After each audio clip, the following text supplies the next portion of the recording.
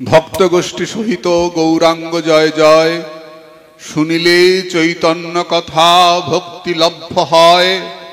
পুনঃ ভক্ত সঙ্গে প্রভুর পদে নমস্কার, স্বরূপ জিহ্বায় গৌরচন্দ্র অবতার।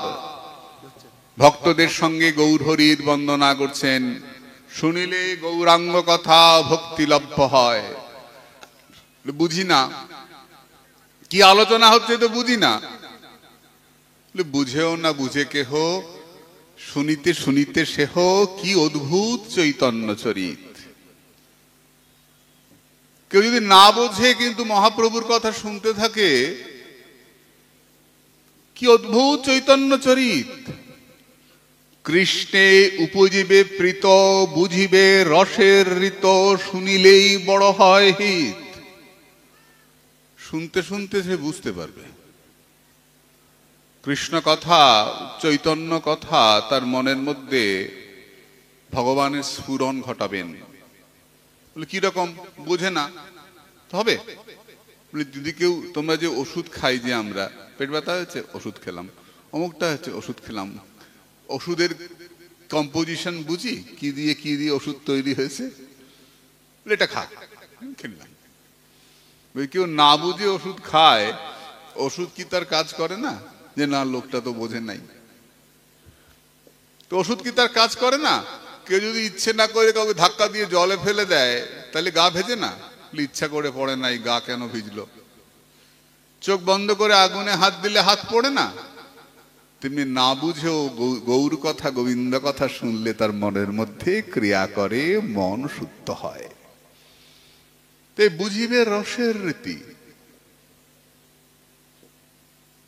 কৃষ্ণ প্রীতি জাগবে। আমাদের যে পরিপাটি, রস পরিপাটি সনাতন ধর্মে, কত ক্ষুদ্রাতি ক্ষুদ্র বিচার, কত সূক্ষ্মাতি সূক্ষ্ম বিচার। তিনি ক্ষুদ্র থেকেও ক্ষুদ্র, তিনি বৃহৎ থেকেও বৃহৎ। কত বিচার, কত মুনি, কত ঋষি, কত শাস্ত্র, ভাবতে পারো। আমাদের 4 বেদ, 18 পুরাণ, মোটামুটি 160টা উপনিষদ, 164টা তন্ত্র, ভুল বললাম, 192টা তন্ত্র, 192টা তন্ত্র। আমাদের ভারতবর্ষে বৈদিক ধারার, তন্ত্রের ধারা পুরুষ আর প্রকৃতি। যারা বৈদিক তারা বলেন পুরুষ শ্রেষ্ঠ, আর যারা তন্ত্রিক তারা বলেন প্রকৃতি শ্রেষ্ঠ। এই আমাদের চলে আসছে।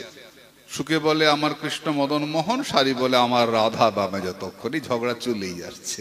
সুখে বলে আমার কৃষ্ণ গিরি ধরেছিল, সারি বলে আমার রাধা শক্তি সঞ্চারিল, নইলে পারবে কেন? আছে না? তা আমাদের এই শক্তিমানের এই যে মিষ্টি ঝগড়া, এটা চলেই আসছে। যারা শক্তিমানের উপাসক বৈদিক, তারা বলে আমাদের শক্তিমান পুরুষ, ব্রহ্ম ইত্যাদি ইত্যাদি, যদিও ব্রহ্ম কি লিঙ্গ, যাই হোক। আর যারা তন্ত্র উপাসনা, তারা শক্তির উপাসনা করেন। এই 2 ভাগ চলছে, একেবারে বহুদিন থেকে চলছে, বৈদিক তান্ত্রিক, সব ভারতীয় উপমহাদেশে। এই অখণ্ড ভারতবর্ষের সম্পদ, এই মহাদেশের সম্পদ। 4 বেদ, 18 পুরাণ, 160টা উপনিষদ, 194টা তন্ত্র, তার উপরে কত কত গ্রন্থ। শুধু বৈষ্ণবীয় গ্রন্থ 1 লক্ষ গ্রন্থ সমাধি দেওয়া হয়েছে বৃন্দাবনে, তাই তো? যে আমাদের এখনকার সমাজ নিতে পারবে না, সমাধি দিয়ে দেওয়া হয়েছে। তারপরেও যেটুকু গ্রন্থ আছে, এক চৈতন্য চরিতামৃত সারা জীবনে পড়ে শেষ করা যায় না। অনেকেই বলেন চরিতামৃত পড়ি, বাড়িতে চরিতামৃত পড়ছি। পড়ুন, খুব ভালো কথা।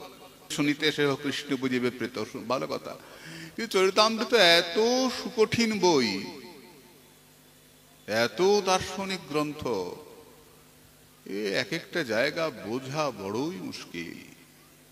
সদ্গুরুর কৃপা না হলে, রীতিমতো যাদের পড়াশোনা আছে এমন ব্যক্তির সাহচর্য না হলে, শুধু পড়াশোনা নয়, অনুভব দুইটাই থাকতে লাগবে।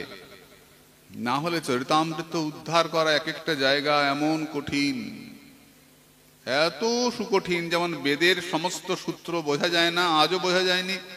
বেদের অভাব পূরণ করেছিলেন বলে সেই গ্রন্থের নাম পুরাণ।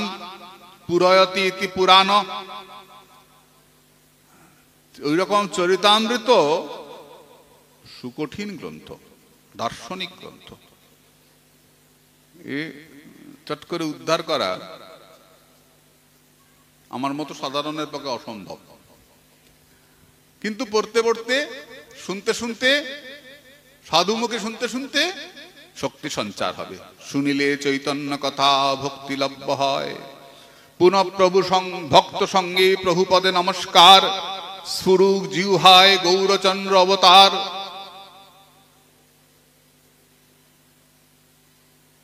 ব্রহ্মাদির স্ফূর্তি হয় কৃষ্ণের কৃপায়। সর্বশাস্ত্রে বেদে ভাগবতে গায়। যাদের তত্ত্ব কথা কেউ বলতে জানতে পারে না, তাদের যুক্তি, তাদের কারণ, কিভাবে তারা এলেন, কোথা থেকে এলেন, এটার নামই তত্ত্ব। জলের উপরে আমরা পদ্মফুল ফোটে দেখতে পাই না? পদ্মফুল তুলে আনি, ওপরে পদ্মফুলটা ফোটে, এমনি এমনি ফোটে না রে, নিচে বোটাটা আছে বলে ফুলটা ফোটে। বোটাটা না থাকতো তো ফুলটা হচ্ছে লীলা, আর বোটাটা হচ্ছে যুক্তি, তত্ত্ব। কেন এটা হলো? এর পেছনে যে যুক্তিটা, এই যুক্তি হচ্ছে তত্ত্ব। আমাদের বলা হয় না তত্ত্ব কথা বলা হয়, তত্ত্ব। তত্ত্বের নামে অবশ্য এখন যা ইচ্ছা বলা হচ্ছে এটাই তত্ত্ব। না, যা ইচ্ছা বললেই তত্ত্ব হবে না। উনি তত্ত্বাচার্য। ও মা, শুনে দেখি যা পারে তাই বলছে। আমরা আমাদের আচার্যগণের মুখে এসব কথা শুনি নাই, যে বর্তমানে যা শুনছি, অমুক তত্ত্বাচার্য খুব তত্ত্ব কথা বলেন। কি বলেন? বাগডুং বাগডুং কথা সব বলে, এর নাম নাকি তত্ত্ব। না না না, যুক্তি কিরকম হবে? সর্বত্র প্রমাণ দিবে পুরাণ বচন। রামরায় পড় শ্লোক, কহ সাধ্যের নির্ণয়। রামানন্দ সংবাদ। প্রভু বললেন শ্লোক পড়ে বলো, নিজের মুখে উল্টা পুল্টা বলো না, নিজের যা মনে হয় পেট বানিয়ে বলো না। এটা তত্ত্ব নয়, এটা একটা সমস্যা। আমাদের সাধারণ মানুষ অত তো পড়াশোনার সময় পায় না, কাজকর্মে ব্যস্ত থাকে। আর আমার মতো কিছু অর্ধশিক্ষিত ওই দু চারটে পাতা পড়েছি, পড়ে আগডুম বাগডুম লোকের কাছে বলে বেড়াচ্ছি। কিছু শিষ্য হয়ে গেল, কিছু পয়সা কড়ি হয়ে গেল, পেটটা বড় হলো। ভগবান পেলাম কিনা জানি না, পেটটা অনেক বড় হয়েছে। তারপরে পটল তুললাম, ঝামেলা শেষ। অমুক দেহ রেখেছে, তার জন্য একটা মহোৎসব, ভান্ডারা লাগিয়ে দাও। থাকতেও লোক ঠকিয়েছে, মুড়েও লোক ঠকাচ্ছে। কিছু পড়াশোনা করে না, ভজন নাই। আমার যেমন অবস্থা আর কি, নিজেকে দিয়ে বুঝি। থাকতেও লোক ঠকাচ্ছি, মরার পরও দেখবি ভান্ডারা হবে একটা, আবার অন্য কেউ তৈরি হয়ে যাবে আরেকটা। এইসব তত্ত্ব নয়। সবসময় মনে রাখবি, কেউ কিছু বললে পারে শাস্ত্র প্রমাণ দিতে হবে। আপনি কোথায় পেয়েছেন এটা? এটা যে আপনি বললেন, কোথায় পেয়েছেন? আবার শাস্ত্রে শাস্ত্র বিরোধ হয়, এটাই বলেছে, ওটা ওই বলেছে। তখন কার কাছ থেকে শুনতে হয়? ধর্মস্য অর্থ নিহিত গুহায়াম। সবকিছু অর্থ বোঝা যাবে না। কি করবে? মহাজনজনগতস্য পন্থা। তখন মহাজনের যেই পথ, তাতে হবে অনুরোধ। সাধুগুরু বৈষ্ণবরা কি বলছেন, বিশেষ ব্যক্তিরা কি বলছেন, এরকম তো বিচার তো হয়, বিতর্ক তো ওঠেই। হ্যাঁ, এই জন্য খুব হিসেব করে চলতে হয়। যেমন ইচ্ছা, যার কাছে ইচ্ছা বসে পড়লাম আর কান ফুঁকে দিলাম। অমুক এসছেন গুরুদেব, অমুক খান থেকে এসছেন, বেশ কানটা বাতিয়ে দিলাম, খুব চলে গেল। আবার ওখান থেকে আরেকজন এসছেন, না এটা না, ওই গুরুদেবটা থেকে এই গুরুদেবটা বেশি ভালো। আবার ওখানে গেলাম, খুব আরে বাবা রে, ওই কি গন্ডায় গন্ডায় গুরুদেব বানাচ্ছে। যার কাছে আছে তার কাছে কান ফুঁকে দিচ্ছে। পড়া নাই, শোনা নাই, কোনো কিছু নাই। কি হচ্ছে এগুলো? আশ্চর্য। আমি এটা গল্প বলছি না মা, আমি একদম আমার অভিজ্ঞতা থেকে বলছি। অমুকখানে গেছিলাম, আমার কাছে বহু লোক আসে, অমুকখানে গেছিলাম উনি এটা বলেছেন, অমুকখানে গেছিলাম উনি এটা বলেছেন, অমুকখানে গেছিলাম। আরে ভাই, তুই এত ছড়িয়ে বেড়াচ্ছিস কেন? গুরুকরণ করবার আগেই জানতে হয়। গুরু করো জান্না, জল খাও ছাইন্না, একটা কথা আছে। জল খাওয়ার আগে পরিষ্কার জল খেতে হয়, আর গুরু করার আগে গুরু বিচার করতে হয়। গুরু করার পর বিচার চলে না। গুরুও শিষ্যকে দেখবেন, শিষ্য গুরুকে দেখবে, তবে গিয়ে গুরুকরণ হবে। তো ভগবত কৃপা না হলে এসব স্ফূর্তি হয় না। সাধু সঙ্গ, ভজন, ভগবত কৃপা। সাধু সঙ্গ হলো, ভজন শুরু হলো, শতাং কৃপা মহৎ সেবা শ্রদ্ধা গুরুপাদাশ্রয়, ভজন শুরু হয়ে গেল, গুরু কৃপা হয়ে গেল, তবে গিয়ে অগ্রসর হবে। সকলেই এটাই তত্ত্ব, কোন হেতু কৃষ্ণচন্দ্র করে অবতার, কার শক্তি তত্ত্ব আছিতে তত্ত্ব, কার শক্তি আছে তত্ত্ব জানিতে তাহার। তথাপি শ্রী ভাগবতে গীতায় যে কহে, তাহা লিখি যে নিমিত্ত অবতার হয়ে। তার তত্ত্ব কথা কেউ জানতে পারে না, তবু গীতা বলছেন যদা যদা হি ধর্মস্য গ্লানির্ভবতি ভারত অভ্যুত্থানম অধর্মস্য তদাত্মানম সৃজাম্যহম। তাই তো? লোকটা জানিস তো না, কি আমার মুখে মুখে বলছিস? মানে কি? যেখানে যেখানে ধর্মের গ্লানি হয়, যদা যদা হি ধর্মস্য গ্লানির্ভবতি ভারত, যেখানে যেখানে ধর্মের গ্লানি হয়। কোন ধর্মের গ্লানি? বেদ প্রণীহিত ধর্ম। যেখানে বৈদিক ধর্ম যেখানে কমে আসে, সেখানে ভগবান আবির্ভূত হন। সেখানে ভগবান আবির্ভূত হন কারণ আমাদের ধর্ম বেদ প্রণীহিত ধর্ম। বেদ থেকে আমাদের ধর্ম এসছে, এবং বেদ যেখানে থাকবে না, অনুসরণ হবে না, অধর্মস্তদ বিপর্যয়, সেটা অধর্ম। সেখানে অনেক দোষ লাগবে। তাই ভগবান বললেন স্বধর্মে নিধনং শ্রেয় পরো ধর্ম ভয়াবহ। নিজের ধর্মে শেষ হয়ে যাও তাও আচ্ছা, এখন তো অন্য ধর্মের চোরাগোপ্তা ভাবে কিভাবে প্রচার চলছে দেখছেন। এগুলো আটকাবেন, প্রতিরোধ করবেন। প্রতিবাদ নয়, প্রতিরোধ। আমার পাড়াতে আসতে পারবে না। ঘরে ঘরে ঘুরছে, টিন দিচ্ছে, টাকা দিচ্ছে, রোগ ভালো করবে। আমার কাছে একদল লোক এসছে, প্রভু কয়েকটা লোক এসেছিল, এসে বলল আমাদের এই প্রার্থনায় অংশ নাও, তোমার সব রোগ ভালো হয়ে যাবে। তোরা কিছু বললি না? কি বলবো? তোরা গিয়ে বলবি যে করোনায় সব থেকে বেশি লোক মরেছে কোথায়? তোমাদের দেশে। আমেরিকা ব্রিটেনে তো হিন্দুদের প্রভাব নাই, তোমাদের প্রভাব। তোমরা ওখানে লোক বাঁচাতে পারছো না, আর এসছো আমাদের দেশে লোক ভালো করার জন্য। রোগ ভালো করার জন্য প্রার্থনায় অংশ, বেরো ওখান থেকে, ঢুকতে দিবি না পাড়ায়। আরেকটা চক্রান্ত, একবার বণিকের বেশে এসেছিল, এসে 200 বছর আমাদের গোলাম করে রেখেছিল ব্রিটিশ রাজত্ব। মনে পড়ে 200 বছরের গোলামি? কি ভয়ঙ্কর অত্যাচার ব্রিটিশরা করেছিল আমাদের উপরে। আবার আসছে ঘরে ঘরে ঘুরে ঘুরে গরিবদের মানুষের মধ্যে, বিশেষ করে সাধারণ মানুষের মধ্যে এই ঘুরছে। টিনের লোভ, টাকার লোভ, এই সমস্ত লোভ উল্টা পুল্টা সব বোঝাচ্ছে, সাধারণ মানুষকে বুঝিয়ে মানুষকে ধর্মান্তরিত করছে। এটা আমাদের হিন্দু ধর্মের ক্ষতি। আজকে পাশের বাড়ির লোকটা যদি অন্য ধর্মে চলে যায়, তারপর ওর যে জিনিসগুলো আমরা খাই না, ওগুলো খেয়ে আমার বাড়ির উঠোনে ছুঁড়ে ফেলে, আমার ঘরের সামনে ফেলে, সেটা কি আমার জন্য ভালো হবে? আমার ছেলে মেয়েগুলোকে যদি ওই ধর্মে নিয়ে চলে যায়। কাজে আপনারা শুধু হাসবেন না, ব্যাপারটাকে হালকা ভাবে নেবেন না। এমনি করে ঘরে ঘরে ঢুকে যাচ্ছে এবং মানুষকে ভুল বোঝাচ্ছে। শান্তিপুরে আমি গেছি, শান্তিপুরে মায়েরা উঠে আমাকে বলছেন, তিলক করা গলায় মালা, আমাকে বলছেন যে বাবা আমাদের 5000 টাকা করে টাকা দিচ্ছিলেন কেন? বলে গীতা মাটিতে ফেলে পা দিয়ে দাঁড়াতে হলে দাঁড়িয়ে বলতে হচ্ছে ধর্ম ছাড়লাম, তাহলে 5000 টাকা করে টাকা দিচ্ছে। তোর নিচ্ছিস নাকি? বলে না, নেইনি বলি তো আমি আপনাকে বলতে এলাম। নিবিও না আর ঢুকতে দিবি না পাড়ায়। গীতার উপর পা দিয়ে দাঁড়াচ্ছে, দাঁড়াবে 5000 টাকার জন্য? আমাদের বংশ পরম্পরার, আমাদের পূর্বপুরুষরা যে ধর্মকে, গ্রন্থকে বুকে নিয়ে শেষ নিঃশ্বাস ত্যাগ করেছেন, ভারতের গীতা, আর 7 সমুদ্র 13 নদী পার থেকে আসছে এই ধর্মকে পাল্টে দেওয়ার জন্য চক্রান্ত করে।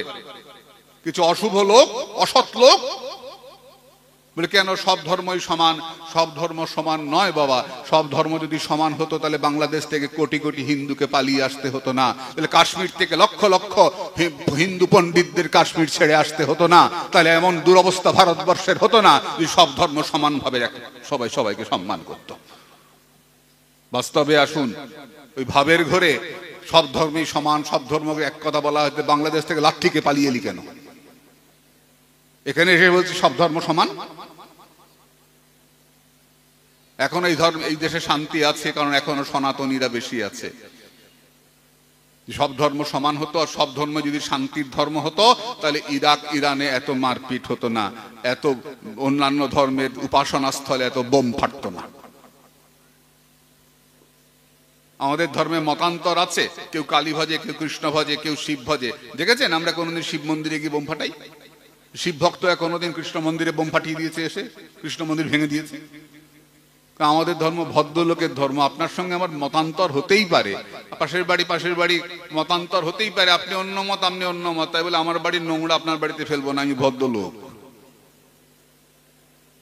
মনান্তর হবে না। সনাতন ধর্ম ভদ্রলোকের ধর্ম। আমরা গায়ে পড়ে কারোর সঙ্গে অশান্তি করি না। এসে বোঝাচ্ছে যে আমাদের প্রার্থনায় অংশগ্রহণ করো, তোমার রোগ ভালো হয়ে যাবে, তোমার টিভি ভালো হয়ে। একটা মহিলা এসে বলছে একটা ছেলেকে নিয়ে, বাবা বলেছে আমার টিভিটা নাকি ভালো হয়ে যাবে। আর টিভি ভালো করার জন্য মিস্ত্রি নিয়ে আসবি, তুই ওইখানে যেতে যাবি কেন টিভি সারাবার জন্য? টিভিও নাকি সারিয়ে দিচ্ছে প্রার্থনা অংশগ্রহণ করলে। এই সমস্ত মিথ্যাচার, মিথ্যা কথা এইসব বলে আমাদেরকে বিভ্রান্ত করছে, আমাদেরকে অন্য পথে নিয়ে যাচ্ছে। স্বধর্মের নিধনং শ্রেয় পরধর্ম ভয়াবহ। ভগবান বলেছেন পরিত্রাণায় সাধুনাং বিনাশায় দুষ্কৃতাম। সাধুদেরকে রক্ষা করবার জন্য আর এইসব দুষ্কৃতীদেরকে বিনাশ করবার জন্য। গলাগলি করে বিনাশ হয় না, বিনাশ করতে হলে চক্র হাতে নিতে হয়। অদ্বৈত প্রভু কালকে আমরা দেখেছি বলেছেন যদি ভগবানকে আনতে পারি ভালো, নাহলে চক্র লই মুহাতে, চারি হস্ত প্রকাশিয়া চক্র লই মুহাতে, আর কাটিয়া করি সন্ধনাশ। চক্র হাতে নিয়ে মাথা কেটে ফেলবো, বিনাশ করব। ভগবান বলছেন বিনাশায় দুষ্কৃতাম। বলে অহিংসা পরম ধর্ম। বলে কি মিষ্টি কথা। বলে অহিংসা পরম ধর্ম, সত্যি কথা। তো আমি কাউকে হিংসা করব না, কিন্তু আমার মা বোনকে ধরে টানবে, আমি কি চুমু খাবো তার গালে? বল না রে। আমার বোনের ইজ্জত নাশ লুট করবে, আমি কি মালা হাতে গিয়ে জয় নিতাই করবো? মালা গলায় ঝুলিয়ে যা নেওয়ার হাতে সেটা নিয়ে তাকে এমন উচিত শিক্ষা দেবো যে কোনোদিন আমার দিকে চোখ তুলে তাকাবে না আমার বোনের দিকে। এটা আমাদের ভারতবর্ষ। আমাদের ঠাকুর বাঁশিও বাজায়, চক্রও ধরে। আমাদের ঠাকুর বউ কোলে নিয়ে বসে থাকে, আবার নটরাজ মূর্তিতে এমন মূর্তি ধরে নৃত্য করে যে বিষ্ণু পর্যন্ত ভয় পান। সতীর দেহ কাটতে গিয়ে পেছন দিক থেকে কাটেন, সামনের দিকে যান না।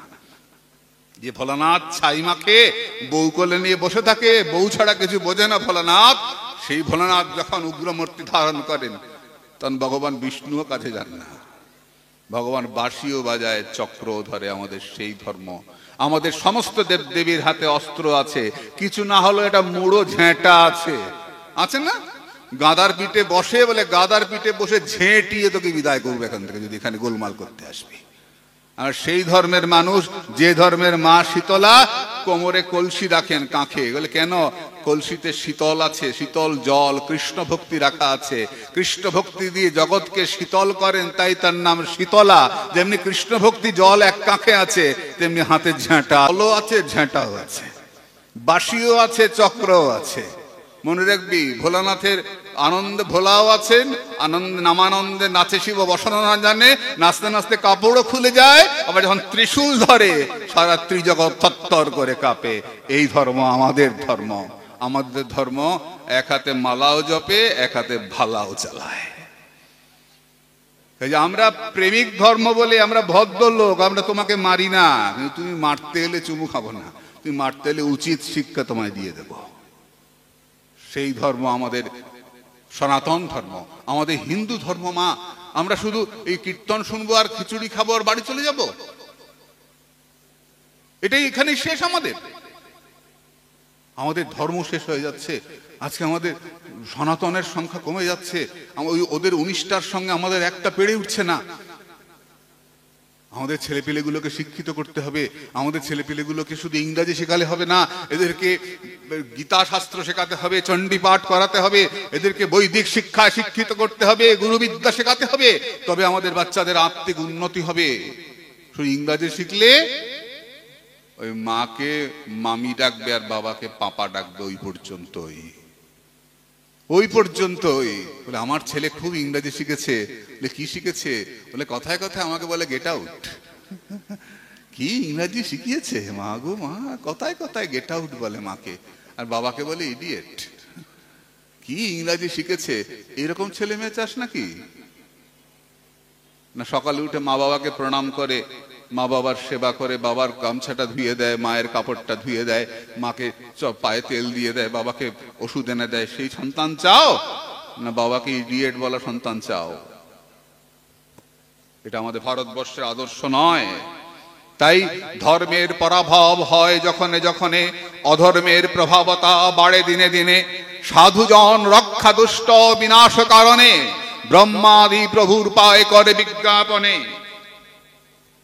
তবে প্রভু যুগ ধর্ম স্থাপন করিতে, সাঙ্গ পাঙ্গে অবতীর্ণ হন পৃথিবীতে। ধর্মের গ্লানি হয় তখন ভগবান এই জগতে নেমে আসেন, সবাইকে সঙ্গে নিয়ে আসেন। এতদর্থে অবতীর্ণ শ্রী শচীনন্দন। কলিযুগের ধর্ম হয় হরি সংকীর্তন। কলিযুগে হরি সংকীর্তন হচ্ছে আমাদের ধর্ম। আমরা কালকেও আলোচনা করেছি, এই হরি সংকীর্তনের দ্বারা যত তাড়াতাড়ি সমস্ত মানুষকে এক জায়গায় নিয়ে আসা যায়, এইরকম আর কোথাও আমি দেখি নাই। হরি সংকীর্তনের এমন একটা ক্ষমতা। তাই এই কলিযুগে কিরকম ভগবানের পূজা হবে? ভাগবতের একাদশে বললেন, নানা তন্ত্র বিধানেন কলাবপি তথা স্ত্রীণ। এই কলিযুগে তন্ত্রোক্ত বিধানে ভগবানের পূজা হবে। আবার সেই প্রসঙ্গ চলে আসলো, এই তন্ত্রোক্ত বিধান। তন্ত্র কাকে বলে? আমরা তান্ত্রিক বলতেই ভয় পাই, যে বাবা লোকটা তান্ত্রিক। তান্ত্রিক বললে ভয় পাওয়ার কিছু নাই। তন্ত্রের মধ্যে ভাগ রয়েছে, সাত্তত তন্ত্র, রাজস তন্ত্র, তামস তন্ত্র। এই যে বান মারা, অন্যকে ক্ষতি করা আছে না, এগুলো বিধান, এক একটা পদ্ধতি, কিন্তু এগুলো তামস তন্ত্রের মধ্যে পড়ে। তোমার হাতে একটা ছুরি দেওয়া হলো, ছুরি দিয়ে তুমি লোককে বাঁচাতেও পারো, লোককে মারতেও পারো, তাই না? এই ছুরিটা যদি ডাক্তারের হাতে পড়ে, ডাক্তার পেট কাটে, লোক বাঁচে। ডাকাতের হাতে পড়ে, ডাকাত পেট কাটে, লোক মারা যায়। কিভাবে ব্যবহার করবে তোমার ব্যাপার। তন্ত্র শব্দের অর্থ হচ্ছে তন বিস্তারে। যেমন বট গাছের ফলটা কত বড় হয়? এতটুকু। তার মধ্যে বটের বীজটা কত বড় হয়? পোস্তর দানা। তার মধ্যে বট গাছটা কত বড় হয়? বিশাল বড়। এই যে বীজ মন্ত্র বলা হয় না, বীজ, কানে গুরুদেব বীজ মন্ত্র দেন, এই বীজটা হচ্ছে এই তন্ত্র। এই বীজটা গুরুদেব বপন করে দেন কানে। বলে মাইকে দিলে হয়তো না, বীজ যদি রোদে পড়ে যায় শুকিয়ে যায়। বীজকে মাটি চাপা দিয়ে খুব আদর করে লাগাতে হয়, লাগিয়ে জল দিয়ে দিয়ে তবে গিয়ে চারা বেরোয়। পাথরের উপর ফেলে দিলে বীজে গাছ হয় না। বীজ যদি ছড়িয়ে পড়ে, বীজের শক্তি কমে যায়। তাই বীজ কখনোই জোরে বলা হয় না। কিন্তু আমাদের দুর্ভাগ্য, দেখবি বিভিন্ন পুজোর ক্ষেত্রে আমি ঠাকুরমশাইয়ের সামনে মাইক দিয়ে দিই, ঠাকুরমশাই ওই মাইকে বীজ উচ্চারণ করে যাচ্ছেন, বলে যাচ্ছেন। তো এই যে বীজ মাইকে বলছেন না, বীজের শক্তি কমে যাচ্ছে, কাজ করবে না। সব জিনিস প্রকাশ্যে আনতে নাই। যেমন হাড়ি কলসি পোড়ায়, দেখেছো মা? কুমোরেরা হাড়ি কলসি পোড়ায়, যে ইটের পাঁজা দেখেছো? ইট পোড়ায় যখন আগুনটা বাইরে বেরোয়, আগুন বেরিয়ে গেলে কিন্তু ইট পুড়বে না, তাই ভেতরে রাখা হয়, চেপে হাড়ি কলসি পোড়ানো হয়। তেমনি বীজ, গুরুদেব যে বীজ আমাদেরকে দেন, এই যে বীজ আমরা কি করি? মনে মনে জপ করি, মননাথ মন্ত্র, মননাথ ত্রায়তে। জোরে জোরে বললে বীজের শক্তি কমে যাবে। ঠাকুরমশাই সামনে দিলাম, ঠাকুরমশাই এমন ঢং ঢং ঢং ঢং ঢং ঢং করে যাচ্ছেন, বাপরে কি পুজো হচ্ছে! না না না, পুজোর মন্ত্র অমনি জোরে হবে না। যখন স্তব পাঠ হবে, কবচ হবে না, স্তব পাঠ হবে, অন্যান্য কীর্তন হবে, তখন মাইকে হবে, সবার জন্য হবে। কিন্তু মন্ত্র গোপনে হবে, মাইকে হবে না। এতে শক্তি কমে যাচ্ছে। মন্ত্র হচ্ছে কিন্তু কাজ হচ্ছে না। কেন? বীজটা বাইরে বেরিয়ে আসছে। বটের বীজ যদি বাইরে বের করে দেওয়া হয়, বট গাছের ফল থেকে, বীজটা বাইরে পড়লে শুকিয়ে যাবে। তেমনি বীজ কখনো বাইরে বের করতে নাই। তন্ত্র তন বিস্তারে, ওই তন্ত্রে বীজের কথা বলা আছে। বীজটা কি করতে হয়? গোপনে। তার জন্য দেখবে অনেকে এত গোপন করেন যে মাথা ঢেকে জপ করতে বসেন, যে পাশের জন্য কেউ এর কিছু বুঝতে না পারে, একদম ঢেকে। অনেকেই আছেন মাথা ঢেকে জপে বসেন। আমি বসি না, বসলে ঘুম পায়, কিন্তু যারা বসেন বসেন মাথা ঢেকে একদম গোপনে, পাহাড়ে পর্বতে জঙ্গলে নদীর ধারে ওইখানে শ্মশানে ওইখানে গোপনে। কেন? রাস্তায় মোড়ের মাথায়, 3 রাস্তার মোড়ের মাথায় বসলেই তো হয়। কত লোক প্রণাম করছে, কত টাকা উঠছে। বলে টাকা উঠবে, ভগবান চলে যাবে। বীজ গোপনে জপ, বহিরঙ্গ সঙ্গে করে নাম সংকীর্তন। ওখানে বীজের কথা বলা নাই। নাম সংকীর্তন জোরে করো, স্তব জোরে করো, কিন্তু মন্ত্র গোপনে, বীজ গোপনে জপ করবে। গোপয়েত জপমালিকাং। এই জন্য মালার ঝোলাকে গোপন করা হয়। গুপ ধাতুর অর্থ রক্ষা করা। এই ঝোলার মধ্যে রাখা হয় কেন? খুলে খুলে বেড়ালেই তো হয়। বলে না, নাম কীর্তন যখন করিস তখন খুলে বেড়াস, কীর্তন করিস, আপত্তি নাই, খোল করতাল দিয়ে। জপ করবি তখন গোপনে। দেখো, গোপয়েত জপমালিকাং, জপমালিকাকে রক্ষা করবে। গুপ ধাতুর অর্থ রক্ষা করা। তার জন্য আমরা ব্যাগের মধ্যে, ঝোলার মধ্যে নেই, যাতে প্রকাশ না হয়। দেখলে কি দোষ? দোষ নাই, কিন্তু শক্তি কমে যাবে। মন্ত্র, মহামন্ত্র অবশ্য জোরে বললেও শক্তি কমে না, জন্য জোরেও বলা হয়, জপও করা হয়। কিন্তু দীক্ষা মন্ত্র বা অন্যান্য যেসব মন্ত্র না, যেগুলো গুরুদেব দেন বা আমরা পরম্পরায় পাই, এগুলো খুব গোপনে জপ করতে হয়। আপন ভজন কথা না কহিও যথা তথা। মনে থাকবে মা, ঠাকুর মশাইয়ের মুখের সামনে মাইক দেওয়া যাবে না। তিনি চণ্ডী পাঠ করবেন, তখন মাইকে করবেন। তো চণ্ডী পাঠ করছেন, গীতা পাঠ করছেন, মাইকে করবেন, ঠিক আছে। কিন্তু বীজ মন্ত্র মায়ের ইয়ে করছেন, প্রাণ প্রতিষ্ঠা করছেন, ভগবানের প্রাণ প্রতিষ্ঠা করছেন, বীজ মন্ত্র উচ্চারণ হচ্ছে, বীজ মন্ত্রে আহুতি চলছে, আর সেখানে মাইক বাজবে। শক্তি কিন্তু কমে যাচ্ছে। দেখ, এত পুজো হচ্ছে, এত পাঠ হচ্ছে, এত কিছু পুজো হচ্ছে, কিন্তু পুজোর ফল পাচ্ছি না আমরা। কেন? শক্তি কমে যাচ্ছে। ব্যবহার ঠিক ব্যবহার হচ্ছে না। তাই কলিযুগে তন্ত্রোক্ত বিধানে পূজা হবে, নানা তন্ত্র বিধানে না কলাবপি তথা শ্রেণ। কলিযুগে তন্ত্রোক্ত বিধানে পূজা হবে বলে আমাদের বৈষ্ণবদের বৈষ্ণব তন্ত্র আছে, রাধা তন্ত্র আছে। যদিও রাধা তন্ত্র আমি উল্টে পাল্টে দেখেছি পড়ে। রাধা তন্ত্র পড়লে সাত্যত তন্ত্র বলা হয়। বৈষ্ণবীয় তন্ত্র, রাধা তন্ত্র, এগুলো বৈষ্ণবদের তন্ত্র। যদিও রাধা তন্ত্র পড়লে বললাম যে রাধাকে পরিষ্কার ভাবে রাধাকে দুর্গা বলা হয়েছে। রাধার সঙ্গে দুর্গার অভিন্নতা দেখা যাচ্ছে। আসলে শক্তির তো ভিন্নতা হয় না, শক্তি তো একটাই হয়, প্রকাশের ভিন্নতা। যেমন প্রয়োজন তেমন প্রকাশ। যখন তিনি বৃন্দাবনে তখন তিনি রাধিকা, আর যখন তিনি যুদ্ধক্ষেত্রে তখন তিনি কালিকা। শক্তির প্রকাশের ভিন্নতা। তোমার যেমন প্রয়োজন, যখন তুমি মোটরসাইকেল চালাচ্ছ তখন কি নাইট ল্যাম্প জ্বালাবে? কি জ্বালাবে? বড় ফোকাস লাইট জ্বালাবে। যখন তুমি ঘুমাচ্ছ, বলে ওই সময় ফোকাস জ্বালিয়েছিলি, এখনো তোর মুখের মধ্যে ফোকাস দিয়ে রাখবো, হবে? তখন নাইট ল্যাম্প জ্বালাতে হবে, তাই না? পড়াশোনা করছো, টেবিল ল্যাম্প জ্বালাতে হবে। একই ইলেকট্রিককে তুমি বিভিন্নভাবে ব্যবহার করছো। তেমনি যখন তুমি বিদ্যার আরাধনা করবে তখন তুমি সরস্বতী, যখন তুমি লক্ষ্মীর আরাধনা করবে, পয়সার দরকার, তখন তিনি লক্ষ্মী। তুমি লাধিনী আনন্দ, তিনি রাধারানী, যখন তিনি রণাঙ্গনে নিমন্দবালিনী তখন তিনি কালিকা। বলে কালী আর কৃষ্ণ এক কিনা? কালী কৃষ্ণ এক কিনা আমি বলতে পারবো না, আমি তো ভজি না। কিন্তু এটুকু জানি যে রাধারানী যখন পুজো করতে গেছিলেন তখন একদিকটা কালী, উপরটা কালী হয়েছিল, নিচটা কৃষ্ণ ছিল। আমি এটা দেখেছি, ছবিতে দেখেছি। কালী কৃষ্ণ এক কিনা আপনারা বিচার করবেন, আমি জানি না। কৃষ্ণকালী দেখেছি, আয়ান ঘোষ গিয়েছিল, গিয়ে বাঁশ ফেলে চলে এসেছিল কুটিলাকে বকে। আয়ান চলে এসেছিল, কুটিলা আসে নাই। কুটিলা দাঁড়িয়ে দেখছিল, ওপরটা কালী হয়েছে, নিচটা কৃষ্ণ হয়ে গেছে। কুটিলা ওই গাছের আড়ালে দাঁড়িয়ে রাধারানীকে বলছে, রাধে জন্মে জন্মে এই করে যেন তোমার বাদিনী হয়ে তোমার সেবা করতে পারি, যদি শত্রুতা না করতাম আমি অপূর্ব কৃষ্ণকালী রূপ কি দর্শন করতে পারতাম। তো কালিকা মায়ের কৃপা ছাড়া কৃষ্ণ কৃপা হয় না, এটুকু শুনেছি সাধু মুখে। মা যোগমায়া তিনিই ভদ্রকালী,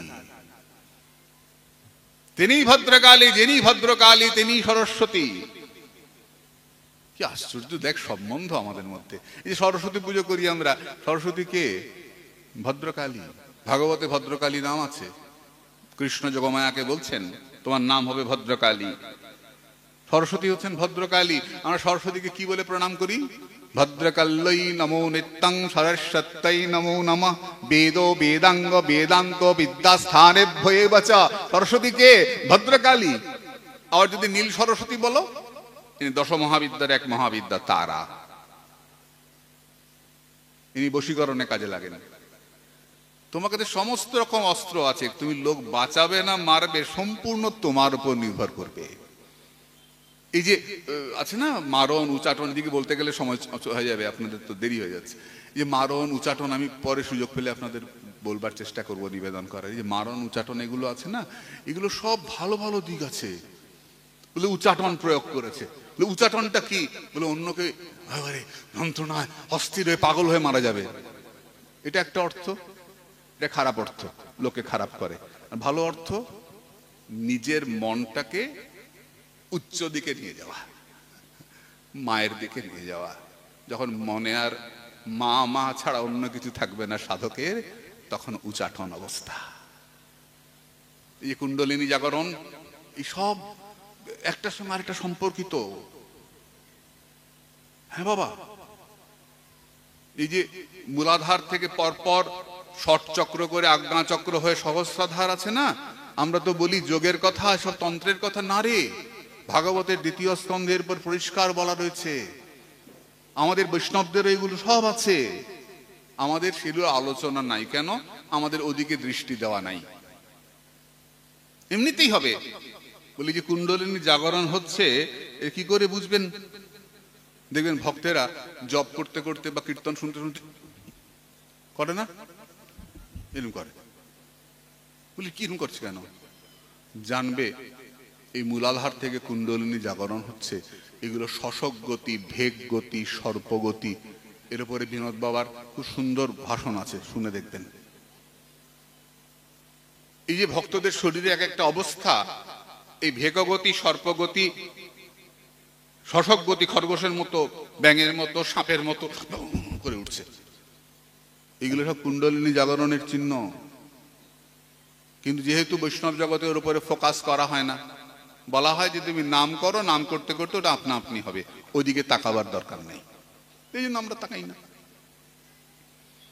তার মানে ওটা সম্পূর্ণ আলাদা, আমাদেরটা সম্পূর্ণ আলাদা না। না, আমাদের বলা হয় কি, নগরং গচ্ছতি গ্রামং পশ্যতি ইতি বৎ। তুমি এখান থেকে হাওড়া যাবে, তুমি টিকিট করলে কোলাঘাট থেকে, এবার হাওড়া যাচ্ছ। হাওড়া যাওয়ার পথে অনেক স্টেশন পড়বে, তো এই কত রকম স্টেশন পড়ে না, পড়তে থাকে, পরপর পরপর স্টেশন পড়ে। টিকিয়াপাড়া কি সব পড়ে না, রামদাসতলা সব পড়ে। এই জন্য কি আলাদা টাকা দিচ্ছ? না, টাকা দিচ্ছ কিসের জন্য? হাওড়া যাবার জন্য। তাহলে এগুলো যে দেখছো, বলে এগুলো ফাও, এগুলো দেখার জন্য আলাদা টাকা দিতে হয় না। শাস্ত্র বললেন যে নগরং গচ্ছতি গ্রামং পশ্যতি ইতি বৎ। নগরে যাচ্ছ তুমি, হাওড়া যাচ্ছ, তুমি গ্রামগুলো দেখছো, যেমন আলাদা করে পয়সা দিতে হয় না, তেমনি গোবিন্দ চরণে গেলে এই সমস্ত দিকে আলাদা করে তাকাতে হয় না। যে গোবিন্দ চরণে নয়ন দিয়েছে, তার এই সমস্ত জাগরণ এমনি এমনি হয়ে যায়, আপনা আপনি হয়ে যায়। যে গাছের গোড়ায় জল দেয়, তাকে আলাদা করে ডালপালায় জল দিতে হয় না। বলে দিলে তো ক্ষতি নাই, গাছের গোড়ায় জল দিলাম, তারপরে ডালপালায় জল দিলাম, ক্ষতি তো নাই। দিই না কেন, কি সমস্যা? বললেন না। কেন? তুমি ভাত খাও কিসের জন্য? চোখে ভালো দেখবো, কানে ভালো শুনবো, মুখে ভালো, কিরে মুখে ভালো ঝগড়া করবো, তাই না রে? হ্যাঁ, সবকিছু ভালোর জন্য আমরা খাই।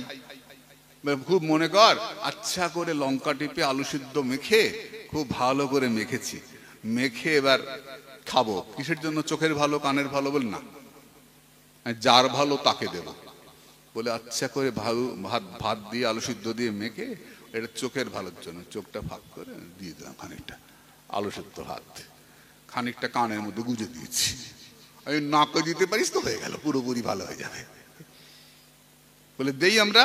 দেই না। সব ভালোর জন্য কোথায় দেই?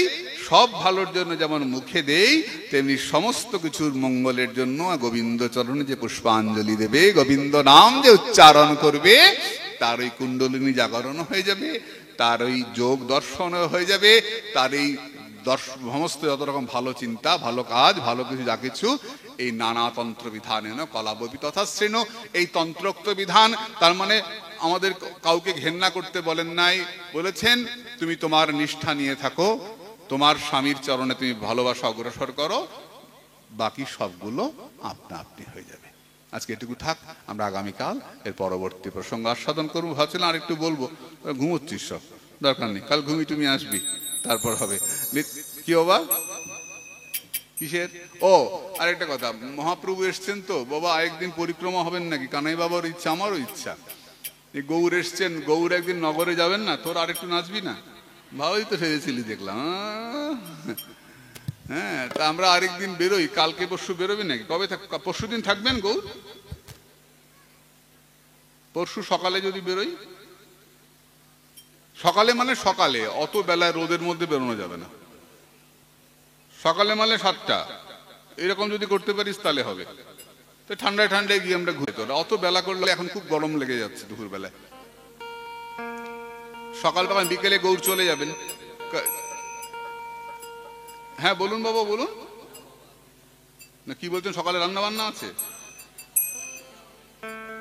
মজা দুপুরে বেরোলে হয় বুঝি? জানিনি বাপু, দুপুরে কি মজা হয়? হ্যাঁ, বিকেল বেলা, বিকেলে গৌর চলে যাবে, থাকবে না। গৌরকে যেতে হবে তো আরেক জায়গায়, আমরা নিয়ে এসছি, কৃপা করে এসছেন, কাজে সকালেই ভালো। একদিন তো বিকালে করলি তো, দেখলাম তো, ভালো নেচেছিস, সুন্দর নেচেছিস, ভালো লেগেছে।